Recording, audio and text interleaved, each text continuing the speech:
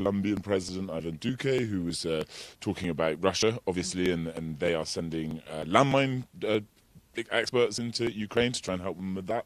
But I think from an EU perspective, the interview I did with Belgian Prime Minister Alexander De Croo, he said some really interesting stuff related to the European Union specifically. Firstly, he's talked about common debt. The European Commission has proposed putting forward using common debt, so using the European Commission's AAA rating on international markets to raise money to put together a fund to help rebuild Ukraine. They did that after the pandemic. They raised 750 billion. It's sort of gone up due to inflation, etc. Now, by all clubbing together.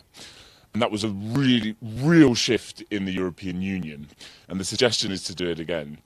Alexander De Croo said to me today that the Belgians are not in favour of that. So that proposal now will keep pressing on this, but it looks like it will be really, really difficult to get over the line with EU countries. So big, big day. He also talked about the middle classes not having to suffer due to further sanctions on Russia. So we're starting to see it's all sort of laid on Hungary, preventing the oil embargo on Russia, but we're now starting to see other countries with a slight shift in position. It's all about those energy bills that are rising. And okay, now it's going to be a warm season, but it's also about stocking everything, all the energy for the next winter. So this is a huge debate. And the prices started going up, not now, and now it's just got worse. And these are elected politicians. They need to stay, they always know that they have to keep their electorate on their side, and they won't if the electorate are seeing huge, huge bills, massive inflation, as we are seeing anyway. So there's now this inflection, I think, on the Russia sanctions that's coming in. So yeah, lots going on today. And another thing when it comes to energy is, of course, climate change and the need for the green energy and the whole transitioning. And sorry about that. You could hear the helicopters flying all overhead. These are tough security measures in Davos. Apologies for the sound. Climate and global warming and the need for a very quick transition to green energy. Yeah, absolutely. Today's sorry, I'm just taking over. Today was another big day for climate. We'd been speaking yesterday about climate as well. Today was a very big day for climate. You had the head of the World Trade Organization today say leaders in countries need to be braver about cutting their dependence on fossil fuels. So that means, telling the electorate that they can't, use gas to cook with. Those hard decisions, they need to be brave, and just be straight with the voters. And I know you told me today that among those advocates at these meetings there was, of course, now you're interviewing me. John Kerry he's on the ground, he's in Davos, he's of course special climate envoy, and he is very active, right, when it comes to that. Well, it's not just John Kerry. Al Gore was here today. He was my big celebrity spot, if you want, at the Congress Centre. He was talking about greenwashing on a panel today. So there's lots of conversations about climate. And what's interesting actually is the way things, they all bleed into each other. So the Russian sanctions, but also I was speaking to Ukrainian youth ambassadors for climate, and they were saying that they've been warning about this dependence on fossil fuels, that this has been coming along the track. They've been warning European leaders, this is going to happen and it's going to be devastating for Europe, it's going to be devastating for just everyone that lives here, and also there's a knock-on effect on food as well. All these climate issues, there's a common thread through all the politics and meetings here, and it's climate. And again, I think this year has been the elephant in the room. Again, I think it's understandably been overshadowed by Ukraine, but it's that thing again we were speaking yesterday. It's joining the dots up. Everything connects. Well, that's it. That's what I wanted to say. Because yes, of course, Ukraine and the war in Ukraine is, everything here. All the conversations that you can't really have a talk here, a session without talking about that. But at the same time, I have to tell you, I moderated this session today about funding Europe's economic renewal. And when it comes to the EU plans to fund that renewal, of course, first and foremost, that was going green. Going digital and going green, except now it has to be done much quicker than than whatever we thought about it earlier. And that's definitely climate and the global warming is definitely in top of the agenda. Another thing that I know you did, and I'm really, Jack and I, we discussed it a little bit. We're fascinated to hear about some digestible, correct me, medicine. Okay. So this is fairly controversial. So the Pfizer CEO was reported to have said something at the WEF on Monday about digestible pills that you swallow them. There's a microchip in them. There's a wireless signal that you can track people with them. It caused screaming headlines everywhere. Fact checked, it was actually 2 years ago. But obviously it went viral, and it just shows you how dangerous disinformation can be. And obviously our job, obviously, but to kind of turn it all around, Pfizer today announced, and it's a good headline for them, I guess, that they're going to offer for a load of their products for low cost to developing countries, which again comes into the conversations we had about vaccine equity. That's another big problem, another big discussion at Davos, getting COVID vaccines to the lower middle income countries around the world, and that's how we end the pandemic. No, certainly. And there was another thing, I talked a lot about Ukraine today as well, and one of the things that the European leaders said when it comes to vaccines, it was also very, very important to provide those vaccines from what they had for those Ukrainians who might not have, who had to miss the booster or the second dose or the other dose when they entered and when they fled war, that they had this support and this assistance also when they're now in the European Union. And now, to quickly touch upon, we have a few minutes left on air. We're going to continue online, asking, answering, commenting, everything. We have questions coming in. So, already? Because I wanted to tease your the interesting day tomorrow, because I know you're going to be busy, but very, very interesting. And I just want Jack to give you a very sneak peek into... Tomorrow we're going to hopefully be speaking to one of the Klitschko brothers, the mayor Vitaly, the mayor of Kiev, and also we're going to be speaking to the Bulgarian Prime Minister Kirill Petkov, a very interesting character, a real shift in Bulgaria since his election a few months ago. He's sort of Harvard educated, speaks English, very different style to Boyko Borisov, the former Prime Minister there. His country's had a real tough time with gas because Russia cut Poland and Bulgaria off from gas, and he actually spoke on a panel today here at the forum saying that the fact of what Bulgaria has done has already weaned itself off. I mean, they were forced to be weaned off gas because Russia cut off the gas taps. But that they have managed to find other suppliers, other routes, and he's sort of holding his country's example up. Interestingly, with them as well, they're still letting gas cross Bulgaria. Russian gas is still going through Bulgarian pipelines to get to other countries, to Serbia, etc., in the region as well. So, going to talk to him about that, and also interesting to hear what he says about the common debt issue as well. Absolutely, because this is this divide, and we'll wait for the countries to discuss it, because this is a very, very divisive issue for the European Union. Has always been for any other issue, any other time when it came to the common debt. Not the first time it's on the agenda, in a different way now, and yet they really, there is agreement at this earliest stage that normally takes so much time for the EU to... On common debt, a year and a half ago, it was never, ever a possibility. It was off the table. The Germans were never going to allow it. Angela Merkel changed right at the last minute, basically, of her chancellorship, of her tenure of the German chancellery, and changed it and allowed it to come through and pushed the so-called frugal four countries of the Netherlands, Denmark, Sweden, Austria, and... is that four? Have they four? The frugal four.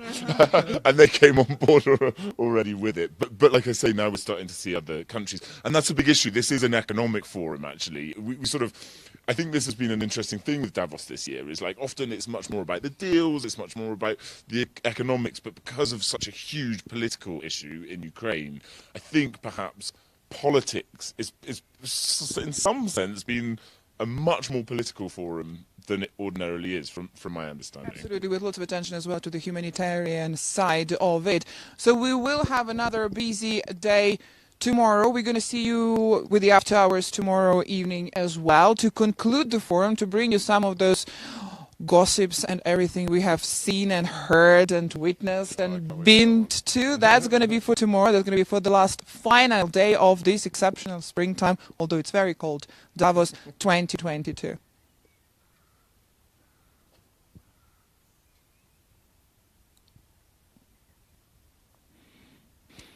Thank you.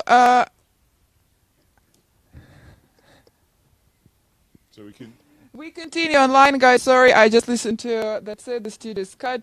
Per was great. He said, oh, he does look rather cold there. It is, guys, it is. Like Jack is wearing still cold. And it's crazy because we can obviously, keep in touch with our colleagues and so on, and they say that it's exceptionally warm elsewhere in Europe. It's super hot here in France. It's always cold up in the mountains, though, Yeah, isn't it? That's the issue.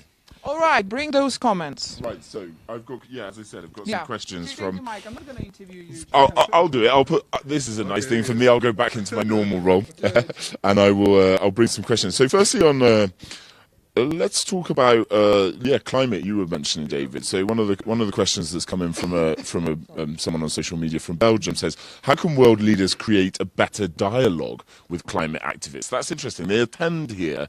But a lot of them can't get into the forum centre. They stick on the outside of the perimeter. What do you think about that? That's a really interesting question. And from my discussions with the activists yesterday, so we were all the way up there. They're up there at the Arctic base camp, right at the top of the hill, and they were saying that the Ukrainian activists that I spoke to actually said, we can't afford to be here. We cannot afford to be here. Someone has to pay for us to be here, and that element of the Davos kind of elite status is kind of what holds a lot of it back as well. And I think some world leaders like to be seen here as well. It's just kind of lip service to the big issues, isn't it, sometimes? So they turn up for these meetings, they say things, and then that's the camera's off and they go. I don't know how you would change world leaders' opinions. That's a very hard question to answer, but I think the pressure just has to be maintained. I think that's what their mission. And this is what we have seen when it comes specifically to climate change. You remember the whole Fridays for Future. I mean, this is when the pressure came from activists, from societies, from the youth, and this pressure works. Well, I think that's where change happens, isn't it? It's like popular protests, popular movements. That's how big movements in the past in history have affected change. Suffrage, for example.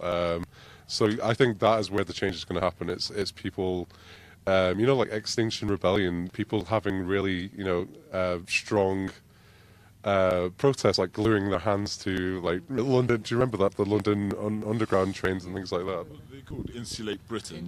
Yeah. So there's another question on this actually. Interested, what we've been talking about. So I think this will be a good one for you actually, Sasha. So what have politicians done this year to reduce carbon emissions? They've been so criticised in the past because of the private jets coming into Davos. Have leaders turned to more eco-friendly transportation options this year? Do you know what? I can actually tell. I know that the Belgian Prime Minister flew in on the state jet. So I mean, but I think the reality is it's a mountain destination. It's difficult to get to. This is kind of, it plays into it. I think we understand that, climate change is an issue, but a lot of the way that these leaders travel normally involves the helicopters in the sky, and that's the Davos security. If you see that's what's happening here, because of course all this heavy presence of politicians now. So to answer that, absolutely, this is very important, and I can tell you what do they do. Those who, the heads of government states who arrive here by planes, by jets, they normally travel to Zurich, and then from there they travel here. It's all about offsetting the print afterwards. That's what they can do if they have to use this means of transportation. Many people change the way they travel here. Many people prefer trains. And this is an excellent, way of getting here and also commuting here, in this area, in this region as well. And when it comes to cars, if we are talking about exactly Davos, what to do here during the forum, because of course it is true, this is a rather small place in the mountains, but for this week, it's so crowded.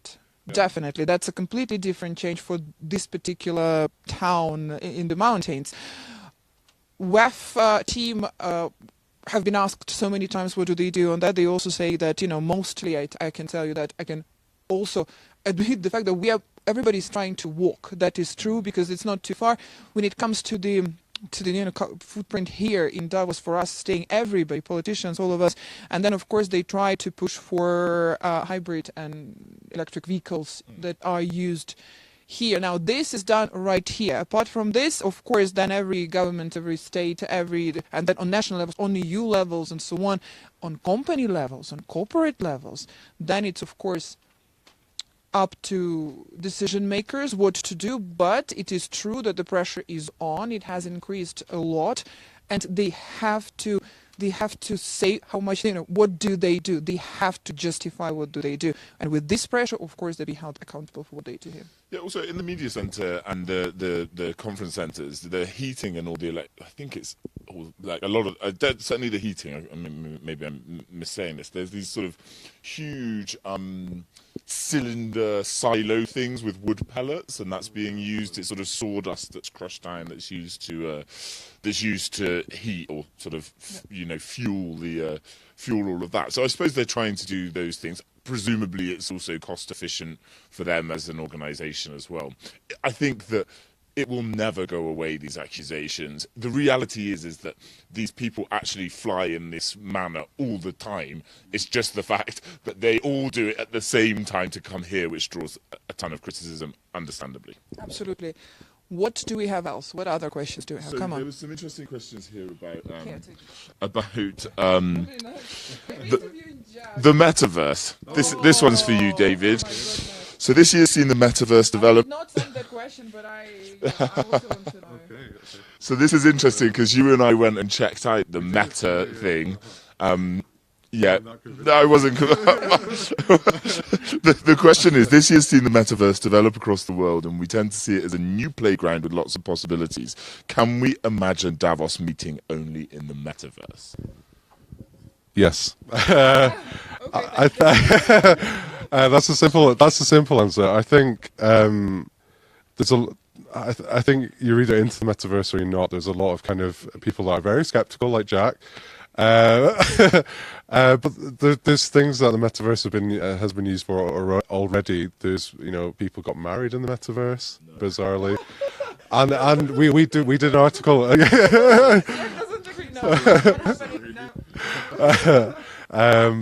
Obviously, during the pandemic, it was kind of that virtual reality and that kind of thing was used for church services and things like that. If you can believe that, baptisms and so.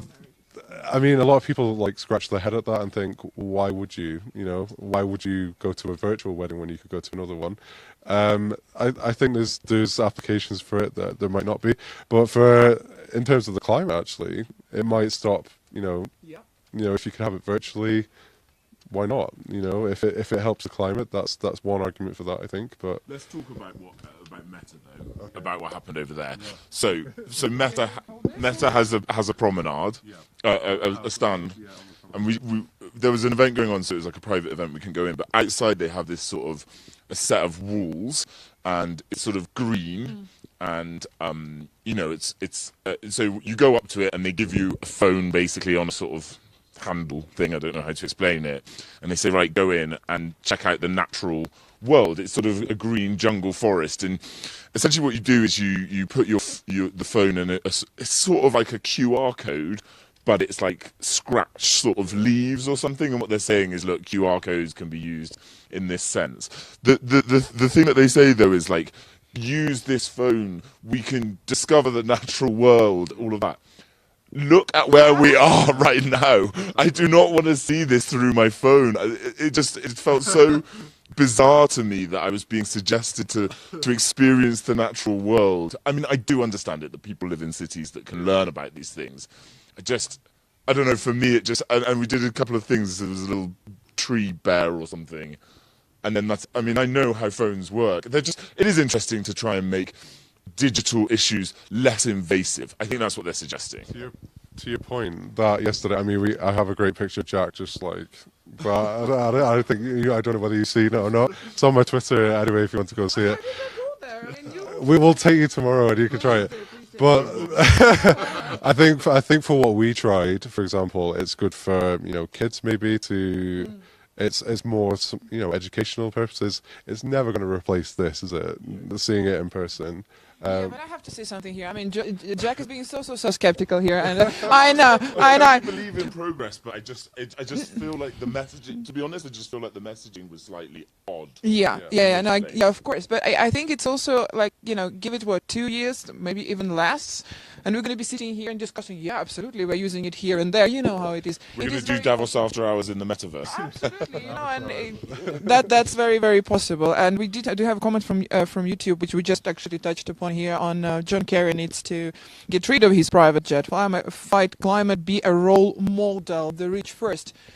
That's exactly what we discussed when it comes to when it comes to the politicians of the level of John Kerry. I mean, they travel and they can't really, I'm not trying to excuse them there, but the way they travel, they can't really do it without a plane, for sure. So then it's, of course, to keep pressure, to put that pressure into, so that they also offset what they, all the footprint. That's important, definitely. But keep those questions coming. I'm gonna Someone's saying we look cold, and I can see we are. My nose is. We actually are. So you know what? This is what we're gonna do. And that was the. Hang on. I saw this. Yes, that was the comment on YouTube. You do look very cold. We are very cold, but we're super glad. It's 10 degrees Celsius right now here in Davos, and this is what. We were ambitious. End of May, it is true, but we really wanted to do it different way since it is finally not raining for the first time in 4 days in the evening. So there we are. We will go now back. We're going to get warm, and we're going to see you all guys tomorrow to bring you some more behind the scenes and to see whom we meet. And maybe I'm going to try that meta thing tomorrow. Yeah, I should do that. Thank you.